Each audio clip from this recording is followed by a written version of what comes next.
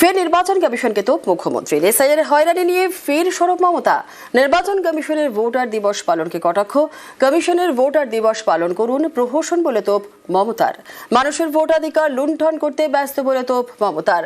তাদের অধ্যত্ত হচ্ছে জাতীয় ভোটার দিবস পালন বলে সরব মুখ্যমন্ত্রী।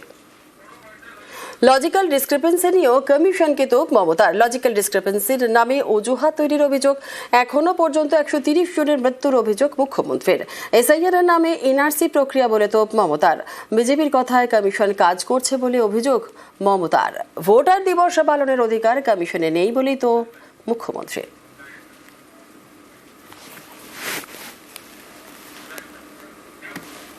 সুপ্রিম কোর্টের নির্দেশ হয় সেই মতো জাতীয় নির্বাচন কমিশন ডেডলাইন দেয় শনিবার পেরিয়ে রবিবার।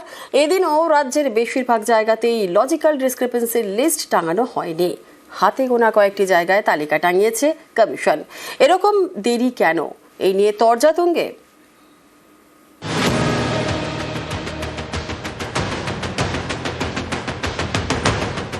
লজিক্যাল ডিসক্রিপেন্সি, যুক্তিগ্রাহ্য তথ্য বিভ্রাট। এই যুক্তিতে এখনো পর্যন্ত কয়েক লক্ষ ভোটারকে নোটিশ পাঠিয়ে হিয়ারিং এ ডেকেছে নির্বাচন কমিশন। এতে হয়রানির এক শেষ। এই নিয়ে গত সোমবার সুপ্রিম কোর্ট নির্দেশ দেয় কাদের তলব করা হচ্ছে তার তালিকা প্রকাশ করতে হবে কমিশনকে। পঞ্চায়েত, ব্লক ও ওয়ার্ড অফিসে তালিকা টাঙাতে হবে। সেই মতো কমিশন ডেডলাইন ঠিক করে 24শে জানুয়ারি শনিবার। কিন্তু কোথায় সে তালিকা? শনিবার তো পেরিয়ে গেল, শনিবার পেরিয়ে রবিবারও বেশিরভাগ জায়গাতেই লজিক্যাল ডিসক্রিপেন্সির তালিকার দেখা নেই। অলরেডি তো অ্যাভেলেবল হয়ে গেছে।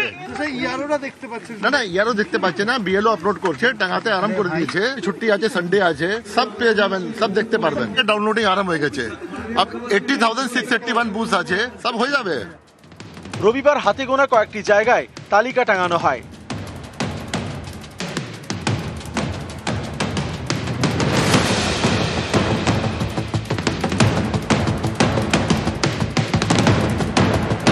ডেডলাইন পেরিয়ে গিয়েছে শনিবার। রবিবারও বেশিরভাগ জায়গায় কেন তালিকা টাঙানো গেল না, এই নিয়ে শুরু হয়েছে তরজা। সমস্ত যা কিছু করার নির্বাচন কমিশন করছে, এটা রাজ্য নির্বাচন কমিশন নয়।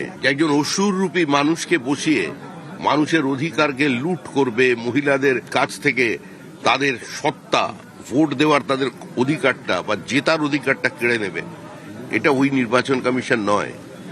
সুতরাং যা আপনাদের প্রশ্ন করতে হবে নির্বাচন কমিশনকে করতে হবে। তো সকলকে তো জানতে হবে সে লজিক্যাল ডিসক্রিপেন্সির তালিকাটা কই। সুপ্রিম কোর্ট তো বলেছিল 72 ঘন্টার মধ্যে দিতে। এরা ভোটাররা তো দেখতে চান, প্রত্যেকটা এলাকায় তো সেটা টাঙিয়ে দিতে হবে। সে কই? সব বিজেপির নির্দেশে বিজেপি গিয়ে বলে দেবে ওকে ডাকুন, ওকে হ্যারাস করুন, ওইসব বন্ধ। এটা তৃণমূল কংগ্রেস, এটা বাংলার মাটি। সুপ্রিম কোর্ট মান্যতা দিয়েছেন মমতা বন্দ্যোপাধ্যায় এবং তৃণমূল কংগ্রেসের যা যা বক্তব্য মান্যতা দিয়েছেন। নিউজ 18 বাংলা। মাইক্রো অবজারভারকে সপাটে চড় দক্ষিণ দিনাজপুরের কুমারগঞ্জে। আর এই নিয়ে হাওয়া গরম।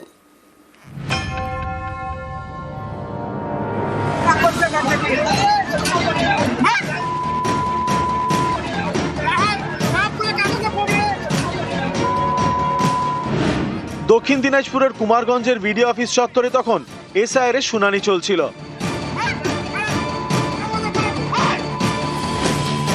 হিয়ারিং এর কাজ করছিলেন মাইক্রো অবজারভার দিব্যেন্দু গড়াই। আচমকাই গরম হয়ে ওঠে পরিস্থিতি। প্রত্যক্ষদর্শীদের দাবি, শনিবার শুনানিতে আসা কয়েকজন ঘিরে ধরেন অবজারভারকে, তারপরেই সপাটে চড়।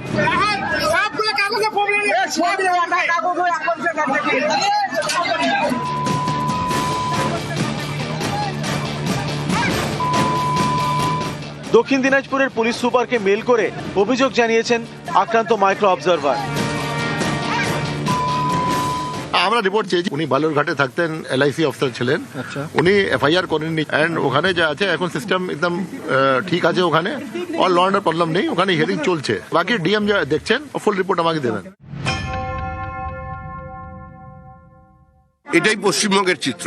এখানে সিবিআই আক্রান্ত, ইডি আক্রান্ত, যুক্তরাষ্ট্র ব্যবস্থা আক্রান্ত, সাংবিধানিক রীতিনীতি আক্রান্ত, এসআইআর এর মাইক্রো অবজারভার তিনিও আক্রান্ত হবেন, এটাই স্বাভাবিক। এসআইআর এর নামে কার্যত সাংবিধানিক ব্যবস্থাকে চ্যালেঞ্জ করছেন এবং তাদের আক্রমণ করছেন। এই আক্রমণ সাংবিধানিক ব্যবস্থার বিরুদ্ধে আক্রমণ। কোনো অপ্রীতিকর ঘটনা কোনো অবস্থায় তৃণমূল কংগ্রেস চায় না, কিন্তু ইলেকশন কমিশন নানাভাবে মানুষকে উত্তেজিত করছে, প্ররোচিত করছে, যে অস্তিত্বের শিকড় ধরে টান মানছে। বারবার এই অবজারভার, মাইক্রো অবজারভার যেন নাম বাদ দেওয়াটাকে নিশ্চিত করার জন্য এদেরকে সমস্ত লেঠেল বাহিনীর মতো পাঠানো হচ্ছে।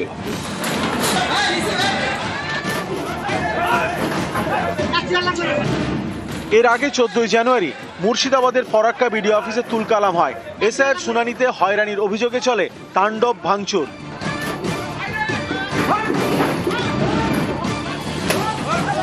ঘটনাস্থলে দেখা যায় ফরাক্কা তৃণমূল বিধায়ক মনিরুল ইসলামকে।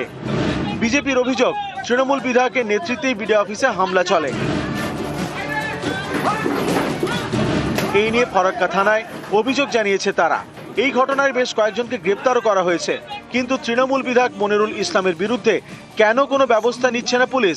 নির্বাচন কমিশনের নির্দেশের পরেও জেলা শাসক কেন তৃণমূল বিধায়কের বিরুদ্ধে এখন এফআইআর করেননি, প্রশ্ন বিজেপির। এটা তো করছেন পশ্চিমবঙ্গ রাজ্য সরকার। মনিরুল ইসলাম কে? শুধু নিমিত্ত মাত্র। তৃণমূল কংগ্রেসের যে এজেন্ডা, সরকারি এজেন্ডা, সেই এজেন্ডাকেই ফুলফিল করবার জন্য সবাই কাজ করছে। মনিরুল তাদের মধ্যে একজন। এবার সংবিধানের রক্ষাকর্তা যারা, এই প্রশ্নটা ইসিকে গিয়ে করলো, কেন তারা করছে না? বিজেপির নেতাদের বলতে লজ্জা করে না? আপনারা ভোটারের লিস্ট থেকে বাদের পরিস্থিতি তৈরি করে, অস্তিত্বের সংকট তৈরি করে দিয়ে আপনারা লোক খেপিয়েছেন। সারা বাংলায় তৃণমূল কংগ্রেস মানুষের পাশে দাঁড়িয়ে উত্তেজনা প্রশমন করে প্রত্যেককে তার নথিপত্র সমস্ত ঠান্ডা মাথায় পেশ করার জন্য সহযোগিতা করছে। এখানে কোথায় কোন বিচ্ছিন্ন ঘটনা ঘটলো তাই নিয়ে রাজনীতি করতে লজ্জা করছে না? আর মামলা হোক, মানুষের হকের জন্য, মানুষের দাবির জন্য মনিরুল ইসলাম ছিল, আছে, সামনে দিনে থাকবে। নিউজ 18 বাংলা। সমবায় ভোট নিয়েও গরম নন্দীগ্রাম। রবিবার ভোট, শনিবার রাতে হামলা, পাল্টা হামলা, বিজেপি তৃণমূলের মারামারি, গরম ভাঙরও, আর সেখানে আইএসএফ তৃণমূল সংঘর্ষ, হয় বোমাবাজি।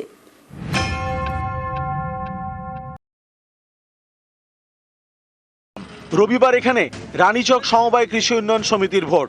এই ভোট ঘিরে শনিবার রাতে তুলকালাম, বিজেপি তৃণমূল সংঘর্ষ, হামলা, পাল্টা হামলা, ভাঙচুর চালানো হয় একাধিক বাড়িতে। দুপক্ষের বেশ কয়েকজন আহত হন, মাথা ফাটে। আহতদের নিয়ে যাওয়া হয় নন্দীগ্রাম সুপার স্পেশালিটি হাসপাতালে। এই অশান্তিতে দুপক্ষই একে অন্যের বিরুদ্ধে সুর চড়িয়েছে। এই নির্বাচনকে কেন্দ্র করে গতকাল রাত্রে বিজেপি আশ্রিত দুষ্কৃতীরা আমাদের তৃণমূল কংগ্রেসের সমর্থিত এই সমবায়ের প্রার্থী তাদের বাড়ি ভাঙচুর করে এবং আমাদের যারা ভোটার কর্মী তাদেরকে ভয় দেখায়, সন্ত্রাস সৃষ্টি করে। এই খবর পেয়ে যখন আমাদের কর্মীরা সেখানে পৌঁছায়, সেখানে এই কর্মীদের উপর অতর্কিতে লাঠিচার্জ করে, ওখানে রড দিয়ে কারোর মাথা ফাটিয়ে দেয়, কারোর পিঠ ফাটিয়ে দেয়। রানীচক সমবায় সমিতির নির্বাচনে গতকাল রাত্রিতে আমাদের হরিজন পল্লীতে আক্রমণ চালিয়েছিল, একজনের মাথা ফাটিয়ে দিয়েছে। হরিজন পল্লীর যে এলাকার মানুষজন খেপে গিয়ে ওদের উপরে কিছুটা টর্চারিং করেছে। পুলিশ পরে এসে ওদেরকে সঙ্গে করে নিয়ে এসে হরিজন পল্লীতে ব্যাপক লাঠিচার্জ করেছে তৃণমূলকে রক্ষা করার জন্য। তৃণমূলকে যাতে সুস্থভাবে নির্বাচনে জিততে পারে তার সাহায্য পুলিশই করে দিয়েছেন, কিন্তু পারবে না। আমরা দৃঢ়তার সঙ্গে তার প্রতিরোধ করেছি এবং আজও প্রতিরোধ করব। সমবায় ভোটের পরেও ঝামেলা শেষ নেই, ফের গরম হয়ে ওঠে নন্দীগ্রাম।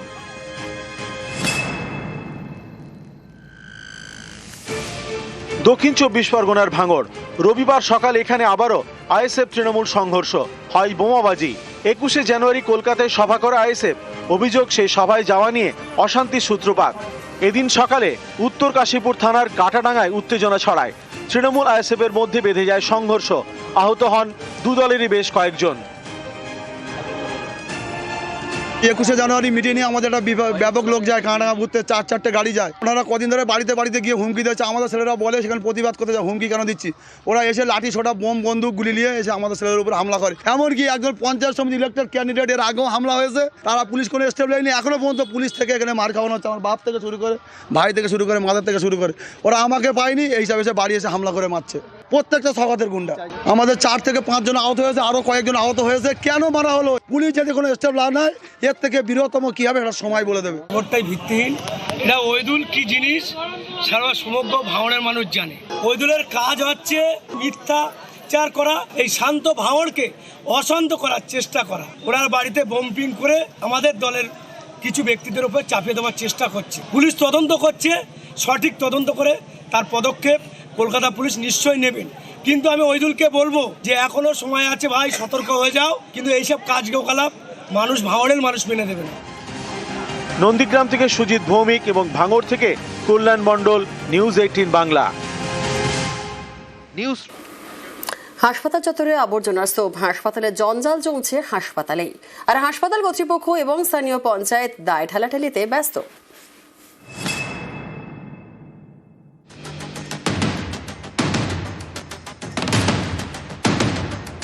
এই ছবিটা ক্যানিং মহকুমা হাসপাতালের।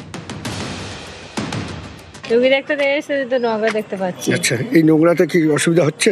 হবে না, এই মাছি ছড়ে তো লোকের আর অসুখ বাড়বে। আচ্ছা, কি চাইছেন আপনারা? পরিষ্কার পরিচ্ছন্ন থাকা দরকার।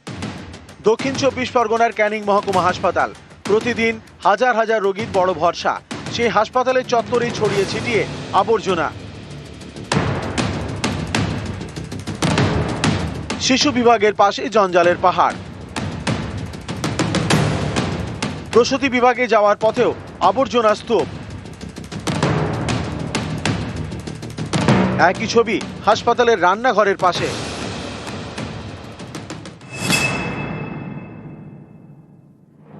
ক্যানিং মহকুমা হাসপাতাল কর্তৃপক্ষের দাবি, এই আবর্জনা নিয়ে যাওয়ার দায়িত্ব দিঘির পাড় পঞ্চায়েতের। অভিযোগ তারা সেই কাজ করছে না, তাই মাস দুয়েক ধরেই জমছে হাসপাতালে আবর্জনা।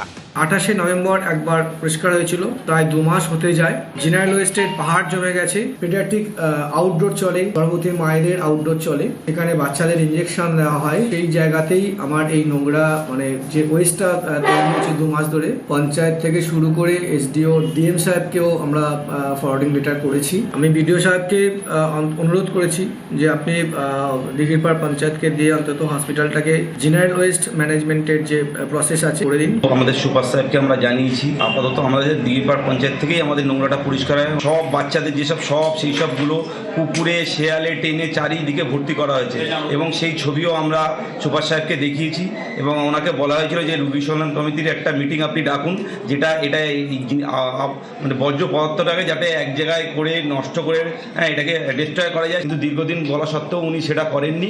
উনি আগে ডাকুক, রোগী কল্যাণ কমিটির মিটিংটা উনি ডাকুক, ডেকে কোথায় ফেলবে সেইটা আগে ঠিক করুন, তারপরে আমরা ময়লাটা ওখান থেকে তুলব। হাসপাতাল কর্তৃপক্ষ দায় চাপাচ্ছে পঞ্চায়েতের ঘাড়ে, পাল্টা পঞ্চায়েত বল ঠেলে দিচ্ছে হাসপাতাল কর্তৃপক্ষের কোর্টে। এরই মাঝে পড়ে জঞ্জাল যন্ত্রণা ভুগতে হচ্ছে সাধারণ মানুষকে। দক্ষিণ 24 পরগনার ক্যানিং থেকে অনুপ বিশ্বাস, নিউজ 18 বাংলা। বাগডোগরার গোসাইপুরে আগুন, বিধ্বংসী আগুনে পুড়ে ছাই বাড়ি, আগুনে ভস্মীভূত ওষুধের দোকানও। ভোররাতে আগুনে আতঙ্ক, দীর্ঘক্ষণের চেষ্টায় আগুন নিয়ন্ত্রণে। দমকলের দোকানের শাটার দরজা ভেঙে আগুন নিয়ন্ত্রণে আনা হয়।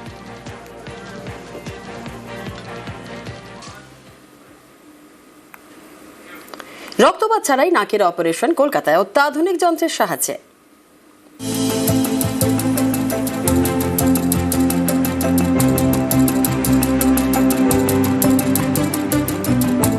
নাক নিয়ে খুঁতখুঁত, রক্তপাত ছাড়াই নাক নিখুঁত।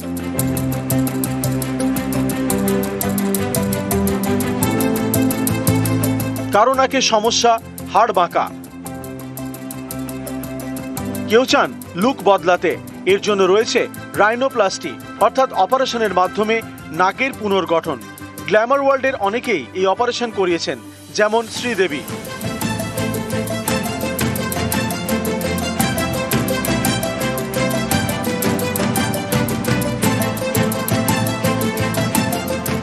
প্রিয়াঙ্কা চোপড়া,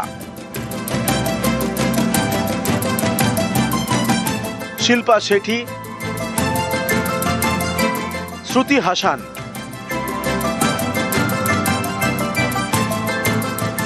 এতদিনে নাকের অপারেশনে ব্যবহার করা হতো ছেনি হাতুড়ি। অনেক সময় হতো রক্তপাত, রিকভারির জন্য সময়ও লাগতো বেশি। এবার এসব থেকে মুক্তি, সৌজন্যে আল্ট্রাসনিক রাইনোপ্লাস্টি ডিভাইস। এই অত্যাধুনিক যন্ত্র এবার দক্ষিণ কলকাতার ক্লিনিকে। চিকিৎসকরা জানিয়েছেন, আল্ট্রাসনিক রাইনোপ্লাস্টি ডিভাইসের মাধ্যমে রক্তপাত ছাড়াই নাকের অপারেশন হয়। চামড়া বা হাড়ের কোনো ক্ষতি হয় না। এই অপারেশন সেফ, এমনকি ব্যথা যন্ত্রণাও খুবই কম হয় অপারেশনের পরে। তো এখন একটা নতুন মেশিন এসছে যে আলট্রাসনিক ডিভাইস বলে। তো এই আলট্রাসনিক ডিভাইস দিয়ে এই ব্লাড লস বা কোনো রকম আর্টারিতে ড্যামেজ একদমই হয় না। এমনকি একটা যদি ডিমের ওপরে ওই ডিমের শেলটাকে ওই মেশিন দিয়ে কাটা হয়, সে শুধু ওই শেলটাকেই কাটে, তার ভেতরে মেমব্রেনটুকু অ্যাবসলিউটলি আনড্যামেজ থাকে। তো এই মেশিন দিয়ে আমরা একদম প্রিসাইসলি কিভাবে বোনটাকে রিশেপ করা হচ্ছে বা কাট করা হচ্ছে সেটা আমরা করতে পারি। ছেনি হাতুড়ির যে ইউজ সেইটা না করে আরও কন্ট্রোলড, আরও প্রিসাইজভাবে আমরা ওই আলট্রাসনিক ডিভাইস দিয়ে অপারেশনটা করতে পারি। চিকিৎসকরা বলছেন যে এই আল্ট্রাসনিক রাইনোপ্লাস্টির মাধ্যমে অত্যাধুনিক পদ্ধতিতে যেভাবে এই নাকের পুনর্গঠন করা হয় তা অত্যন্ত গুরুত্বপূর্ণ। ক্যামেরায় সুমন বোসের সঙ্গে অভিজিৎ চন্দ, নিউজ 18 বাংলা, কলকাতা। কোচবিহারে বিনয় দাস গাছ ভালোবাসেন, প্রায় 15 বছর ধরে গাছ লাগাচ্ছেন। তার কাজের প্রশংসা প্রধানমন্ত্রীর। মন কি বাতে। पश्चिम बंगाल के कुछ बिहार के रहने वाले बेनोय दास जी का पिछले कई वर्षों से उन्होंने अपने जिले को हरा भरा बनाने का काम अकेले दम पर किया है। बेनोय दास जी ने हजारों पेड़ लगाए हैं। कई बार पौधे खरीदने से लेकर उन्हें लगाने और देखभाल करने के सारा खर्च खुद ने उठाया है। রবিবার সকালে মন কি বাত, সেই অনুষ্ঠানেই কোচবিহারের বিনয় দাসের প্রশংসায় প্রধানমন্ত্রী নরেন্দ্র মোদী গাছ লাগানোর জন্য। কোচবিহার শহরের হাজরাপাড়া, এখানকার বাসিন্দা বিনয় দাস কোচবিহার রাজবাড়ি মিউজিয়ামের ইনচার্জ। গাছ ভালোবাসেন, 15 বছর ধরে শয়ে শয়ে গাছ লাগিয়েছেন কোচবিহার শহরে রাস্তার দুধারে। বন দপ্তরের সাহায্যে তোরসা নদীর পাড়ে তৈরি করেছেন ছোট ছোট বন। সেখানে টাঙানো সাইনবোর্ড, তাতে গাছ নিয়ে সচেতনতার বার্তা। আমরা একটা ভারতবর্ষের একদম প্রান্তে থাকি, ছোট্ট একটা শহর কুচবিহার। কুচবিহারের মানুষের কাছে একটা গর্বের বিষয় যে আমাদের খোঁজখবর প্রধানমন্ত্রী রাখে, আর আমরা নিরলসভাবে এরকম বৃক্ষরোপণের কাজ প্রায় 15 বছর ধরে করে যাচ্ছি, আগামী দিনে করব, এই সংকল্প নিয়ে আমরা এগিয়ে চলছি। প্রধানমন্ত্রীর মুখে কোচবিহারের এই বিনয় দাসের প্রশংসা মন কি বাতে। पश्चिम बंगाल के कुछ बिहार के रहने वाले बेनोय दास जी का पिछले कई वर्षों से उन्होंने अपने जिले को हरा भरा बनाने का काम अकेले दम पर किया है। बेनोय दास जी ने हजारों पेड़ लगाए हैं। कई बार पौधे खरीदने से लेकर उन्हें लगाने और देखभाल करने के सारा खर्च खुद ने उठाया है। কোচবিহার থেকে শুভঙ্কর সাহা, নিউজ 18 বাংলা।